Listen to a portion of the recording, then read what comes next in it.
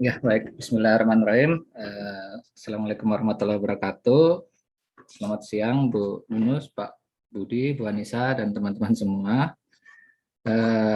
Jadi beberapa bulan kemarin saya dikontak Bu Nunus untuk diminta bantuannya untuk mengisi materi tentang koleksi ya, pengelolaan koleksi hayati di Museum Geologi. Nah, tapi kalau di Museum Geologi itu sebenarnya koleksi hayati itu kan lebih bisa dibilang itu fosil ya. Secara umum semuanya fosil. Jadi di Museum Geologis pembedaan koleksinya, pengelompokannya hanya batuan dan fosil. Nah, makanya koleksi-koleksi hayati atau fosil ini merupakan salah satu koleksi utama juga di Museum Geologi. Ya, Mak. Jadi judul yang saya ambil juga tidak jauh berbeda dari yang ditawarkan, yaitu pengelolaan koleksi hayati di Museum Geologi. Nah, ini saya pasang gambar Museum Geologi. Itu hanya di bagian depan ya, bagian ruang pamer saja. Tapi sebenarnya di belakang itu ada beberapa yang ukurannya juga segini juga. Nah, itu tempat penyimpanan koleksi atau storage-nya. Nah, nanti kita coba lihat-lihat ke sana sedikit. Nah, ini di kiri saya pasang gambar apa ya? Ini ada keong ya. Keongnya ini sebenarnya jenis amonit. Amonit itu salah satu fosil moluska yang sudah punah dan udah ada sekitar 200 juta tahun yang lalu sudah ada. Nah, ini kita pasang gambar-gambar di sini. Nah, ini yang kita kerjakan di Museum Geologi atau Badan Geologi lah secara umum. Studi lingkungan, studi fosil, studi mineral seperti itu. Baik. Nah, secara umum ini saja yang akan kita sampaikan. Jadi yang pertama kenalan dulu ya, paling enggak di Museum Geologi itu seperti apa, yaitu sejarah pengoleksian benda kegeologian, kemudian pengertian dan peran, kemudian manajemen, kemudian data koleksi, dan arah kedepannya seperti apa. Ya, ini sejarah pengkoleksian benda kegeologian ya. Singkat saja, jadi secara umum kegiatan kegeologian di Indonesia, terutama untuk kegiatan-kegiatan pengkoleksiannya ya, sudah dilakukan sejak 1850, itu masa-masa kolonial ya. Di masa kolonial itu Belanda membuat suatu institusi yang sekarang sama ya dengan Kementerian ESDM lah, yang mengatur tentang pertambangan itu dan energi. Nah, itu namanya Dienst van Hedsmits. Dienst van Hedsmits susah sekali. Minswezen ya, pengawas penambangan. Kemudian selain mengawasi, akhirnya melakukan survei dan penelitian juga tentang terkait potensi ilmiah dan potensi ekonomi kegeologian di Indonesia ya, di Kepulauan Indonesia. Kemudian karena koleksinya semakin banyak, karena dikumpulkan dari seluruh Indonesia, akhirnya kan butuh gedung dan laborat ya. Nah, makanya dibangunlah gedung laborat itu yang sekarang jadi Museum Geologi itu. Jadi 1929 gedung Museum Geologi sudah berdiri dan sudah mulai difungsikan sebagai laborat dan tempat penyimpanan koleksi. Dan 1943 itu direbut Jepang, karena Jepang juga ada motif ekonomi juga, karena di gedung ini menyimpan data-data hasil survei kegeologian ya. Nah, itu direbut tahun 43 di bawah Jepang, tahun 45 di bawah RI, kemudian secara dari tahun ke tahun terus berganti ya, secara manajerialnya dari penamaan maupun posisinya, sampai sekarang museum kita atau Museum Geologi di bawah Badan Geologi Kementerian Energi dan Sumber Daya Mineral.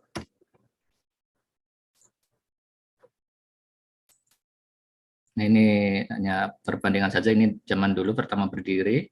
Ini yang kiri sekarang jadi perpustakaan, ini yang gedung utama jadi ruang pamer. Nah, ini yang gedung samping ini yang jadi ruang storage-nya. Ini sekarang, kondisi sekarang. Nah, ini bahasa manajemen saja, ini cukup tahu saja. Ini ada beberapa aturan yang mendasari Museum Geologi. Ada ICOM, ada Permen 66, ada Permen SDM nomor 12 tahun 2013. Ini struktur organisasinya Museum Geologi.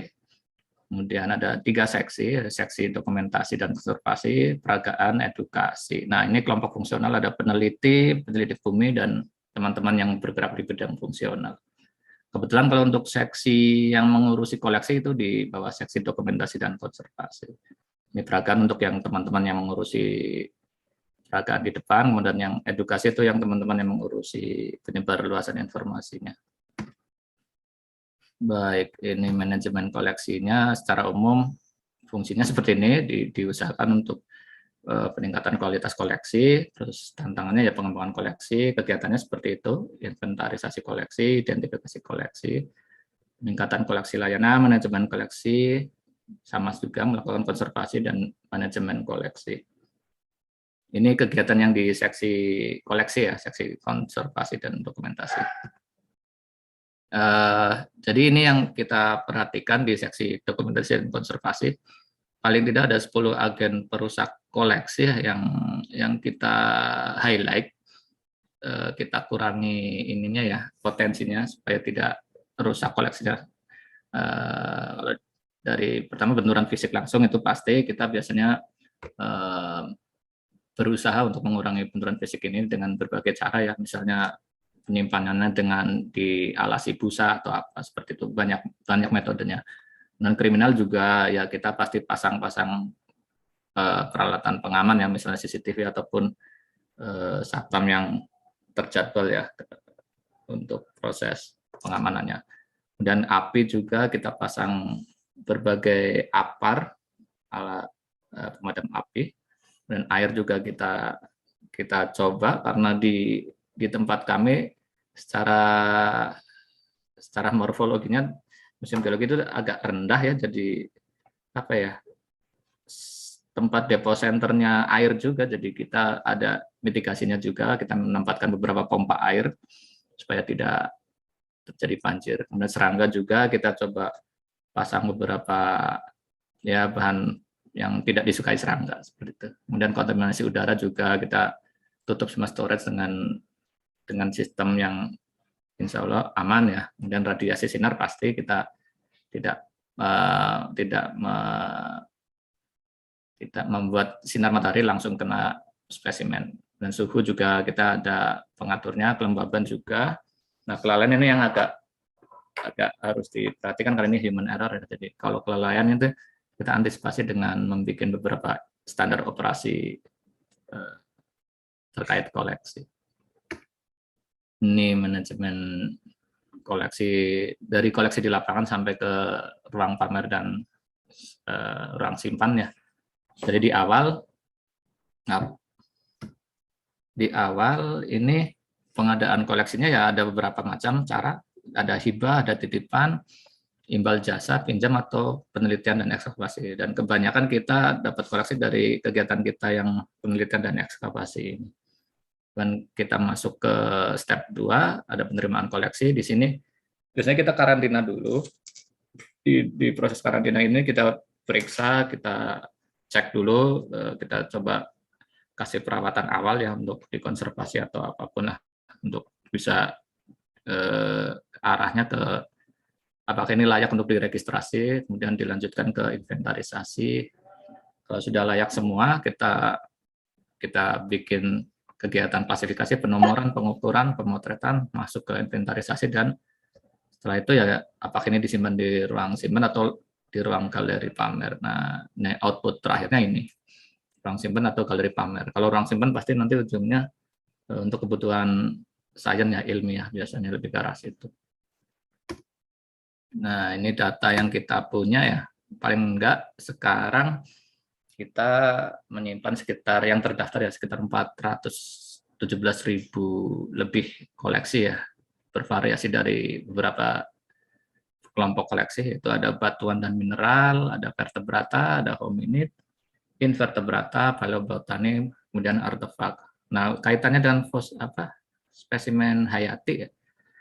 Nah, batuan dan mineral itu udah jelas itu dipisahkan. Nah, kalau untuk yang fosil ini kita bagi-bagi karena lebih kompleks ya pembagiannya daripada batuan dan mineral. Nah, di pembagian fosil hayati ini atau pembagian koleksi hayati atau koleksi fosil ini kita bagi menjadi paling tidak ada 4 ya, ada fosil vertebrata ini yang bentuk-bentuk binatang besar ya untuk yang vertebratanya. Kemudian kita juga pisahkan juga fosil invertebrata karena yang sekarang paling dominan ada moluska ya. Koleksi terutama koleksi invertebratanya adalah moluska, walaupun di dalamnya juga kita menyimpan macam-macam ya selain moluska seperti Coelenterata atau koral, terus arthropoda, udang-udangan gitu kita juga ada fosilnya. Nah, semuanya tersimpan di kelompok koleksi invertebrata. Kemudian paleobotani ini yang fosil pohon ya. Fosil pohon itu sebenarnya juga nggak cuma fosil batangnya ya, kita juga ada fosil daun, fosil buah juga ada seperti itu. Tapi memang paling banyak koleksinya fosil dari batang pohonnya atau dari fosil batang pohonnya. Nah, yang cukup menarik di kami juga menyimpan fosil manusia ya. Nah, fosil manusia ini kita masukkan sebagai kelompok hominid. Nah, kebetulan kami juga menyimpan fosil hominid Homo erectus yang paling lengkap ya se-Asia Tenggara. Nanti kita lihat fotonya ada. Jadi itu sudah bukan lagi kekayaan alam Indonesia ya, kekayaan aset Indonesia, tapi karena ini udah levelnya internasional, jadi fosil-fosil manusia yang disimpan di kita itu mendapat perlakuan lebih dibanding koleksi yang lain. Ini salah satu contohnya, ini yang di bawah itu fosil hominid ya, fosil manusia purba Homo erectus dari Sambung Macan. Nah, ini ada beberapa contoh, ada mineral, batuan seperti itu kita menyimpannya. Fosil moluska, fosil vertebrata kalau yang sudah bisa dirangkai ya kita rangkai seperti itu. Ini mineral dan batuan ya. Mineral sekilas saja untuk pengenalan, ini ada mineral, ada meteor, ada batuan juga kita simpan dari beberapa sumbangan di luar juga. Seperti ini ada batuan benua Antartika juga. Artefak ya, kalau artefak kita lebih hubungannya ke kajian prasejarah, jadi kebanyakan yang kita simpan adalah alat-alat batu ya, artefak batu yang kaitannya dengan manusia purba. Nah, ini paleobotaniknya. Secara umum kebanyakan dari jenis Driobalaenoxylon ya. Nah, karena sebenarnya fosil ini kalau dibilang kandungan bahannya kan sudah bukan organik ya, karena ini sudah tergantikan mineral, jadi sangat keras ini, sangat keras. Istilahnya itu terkersikan atau tergantikan dengan mineral silika. Jadi biasanya kalau diasah ya cukup menarik, teksturnya keluar, tekstur batang pohonnya masih bisa keluar jika kita asah seperti ini. Kita ada yang kita simpan di luar juga karena kita tahu ini adalah silika dan sangat keras ya, perlakuannya tidak terlalu rumit dibanding fosil yang lain ya yang lebih rapuh. Ini di luar pun aman, kena hujan, kena cuaca juga masih aman. Kita lakukan perawatan yang tidak terlalu rumit. Nah, ini kalau fosil invertebrata itu macam-macam ya. Itu yang tadi saya bilang, ada kita juga menyimpan amonit. Kalau amonit ini kebanyakan dari Indonesia Timur ya, karena amonit itu sejarahnya itu sudah mulai muncul sekitar 200 juta tahun yang lalu. Kemudian di Indonesia itu lempeng-lempeng benua yang berumur-umur itu biasanya lebih berasosiasi dengan lempeng benua Australia. Jadi makanya kebanyakan di Indonesia Timur kita ketemu amonit. Kemudian crinoid juga kita simpan. Seperti ini tampilannya. Nah, kalau vertebrata ya ini yang fosil-fosil besar ini.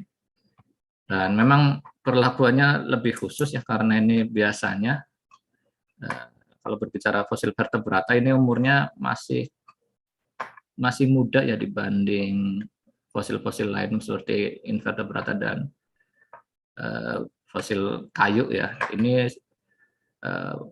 paling tua ya nggak sampai 2 juta tahun yang lalu, dan posisinya memang biasanya tidak terlalu keras. Makanya biasanya kita kasih perlakuan khusus, kita kasih pengaman, kita kasih cairan-cairan penguat ya biar dia lebih kuat dibanding pas pertama ditemukan. Nah, ini beberapa koleksi yang sudah kita rangkai seperti ini. Ini ada lepas Isudrindricus, ini adalah nenek moyangnya gajah Sumatera sekarang ya. Kita ketemu sekitar 85% komponennya di Blora. Jadi cukup lengkap, kita bisa merangkainya dengan cukup lengkap ya. 85% itu sudah sangat bagus. Ini nenek moyangnya gajah Sumatera. Ini hidup koeksisten dengan mamut ya. Kalau mamut itu ke utara migrasinya, nah ini yang ke selatan yang jadi gajah Asia. Kemudian ini ada Celebosaurus Heckeren, ini babi purba ya, babi purba yang kita temukan di Sulawesi Selatan. Ini endemik. Ini juga masih enigma ya, masih koleksi yang bisa dibilang banyak banyak misteri ya. Karena di Indonesia tidak ada, atau di Asia pun, Asia secara umum tidak ketemu ini babi hutan yang punya taring sebesar ini. Nah, ternyata ketemu walaupun sudah punah di Sulawesi Selatan. Memang kita belum bisa merekonstruksi asal migrasinya dari mana. Ini masih menjadi PR dunia sampai saat ini. Kemudian Geocelon juga, ini Geocelon ini kura-kura yang kalau sekarang mungkin keluarganya dari jenis keluarga Galapagos ya. Dan ternyata di Indonesia juga dulu pernah hidup juga seperti ini, sekitar 1,5 juta tahun yang lalu ya. Kita ketemu di Flores, di Jawa Tengah juga Bumiayu, di Sulawesi juga ketemu. Dan ini Stegodon trigonocephalus itu jenis gajah purba yang sudah punah, jadi tidak ada kelangsungannya ya. Jenis gajah yang sekarang yang masih eksis kan tinggal Afrika dan Asia. Dan Bubalus paleokarabo juga ini sudah punah, kerbo yang memiliki span panjang tanduk yang cukup ekstrim ya, sekitar hampir 2 meter diukur panjangnya. Jadi ini juga salah satu koleksi kita.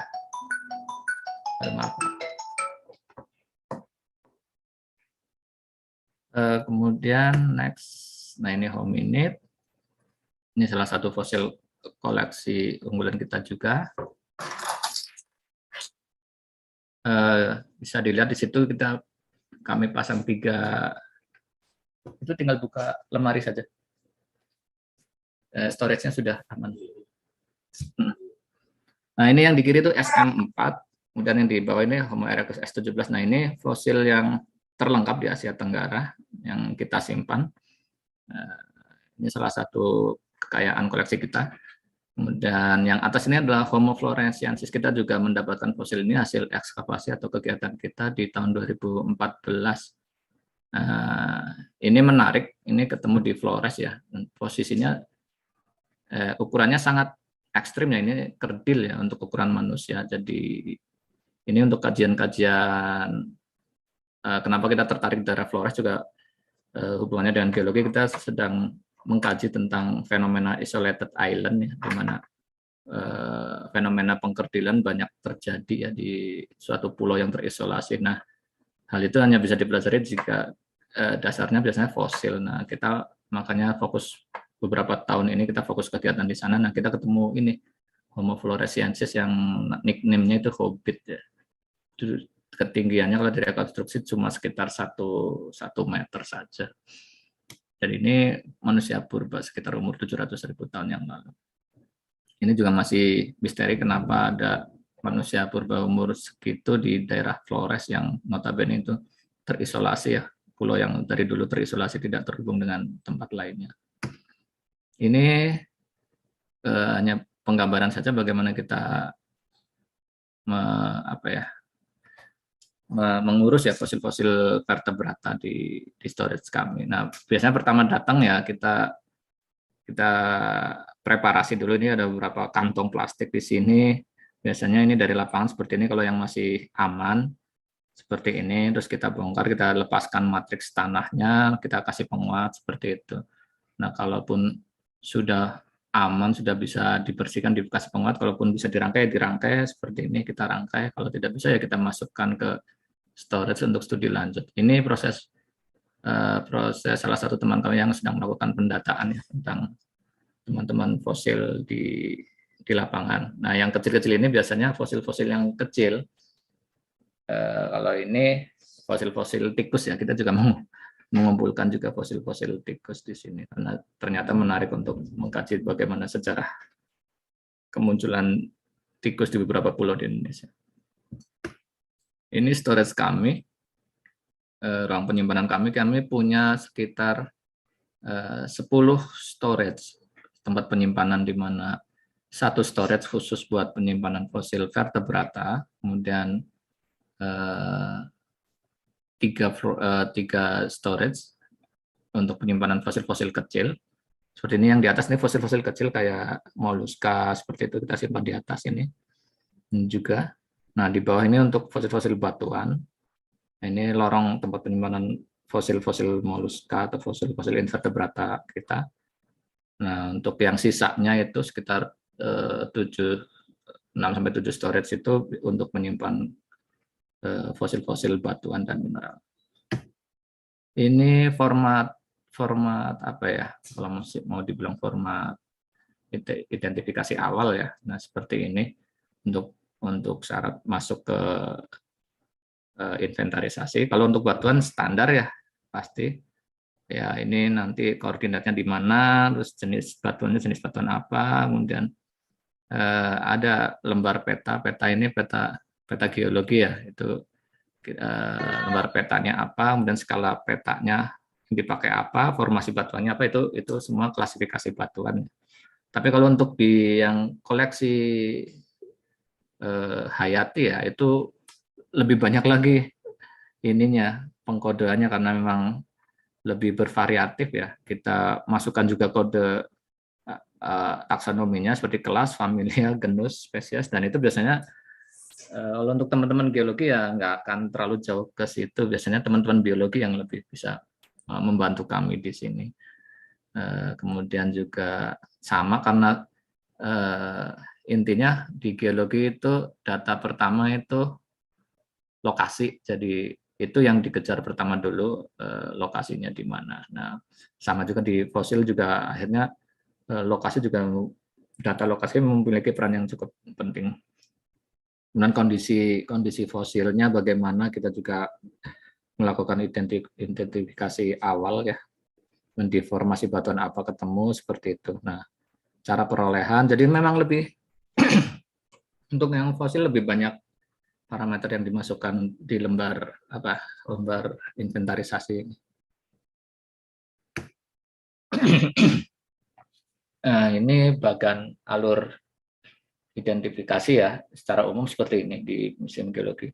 Kita ada koleksi utama kayak mineral dan batuan, kemudian ada fosil, artefak. Nah, artefak ini memang bukan domain kami, jadi kami tidak terlalu jauh untuk ke artefak.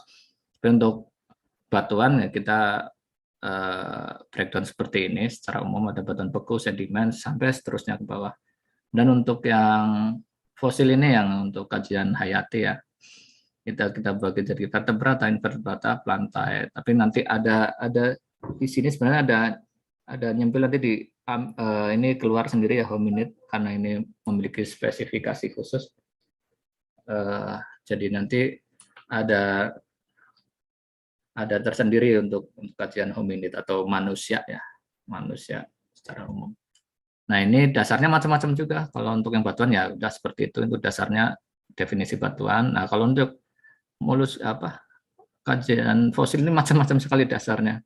Kalau untuk vertebrata itu kita dasarkan pada taksonomi sampai startnya dari level kelas ya, kelas yang secara umum saja sih, bukan yang advance. Jadi ada mamalia, reptil, apes, pisces. Nah hominid nanti keluar seperti itu. Dan yang invertebrata ini juga masih kita usahakan untuk yang taksonomi yang secara umum saja, ada moluska, coelenterata, Gymnodendrota, porifera, fosil-fosil itu yang biasanya kita temukan. Kemudian untuk yang plantae atau paleobotani ya, kalau kita coba untuk pisahkan berdasarkan taksonominya ternyata tidak terlalu variatif ya, untuk fosilnya dia agak susah juga. Makanya kita pisahkan berdasarkan ininya apa ya, posisi di suatu tumbuhan ya ada fosil daun, kayu, buah, bunga dan yang lain. Nah, sebenarnya tugas kami hanya sampai ini saja di Museum Geologi, hanya sampai level kita memasukkan sampai oh ini fosil apa gitu aja. Fosil ikan kah, jenisnya apa, fosil manusia purba jenis apa, atau fosil burung atau fosil moluska apa gitu aja. Tapi untuk level lanjutnya ini ya biasanya teman-teman yang melakukan riset lanjut ya, misalnya dari teman-teman itu dikaji langsung, dikaji lebih lanjut lagi untuk sampai arahnya lingkungan pembentukan atau apapun itu, yang ujung-ujungnya ya untuk apa ya, untuk dunia ilmiah ya. Nah, tugas kami di Museum Geologi hanya sampai sebatas deskripsi, dan deskripsi pun itu yang umum sih, seperti itu.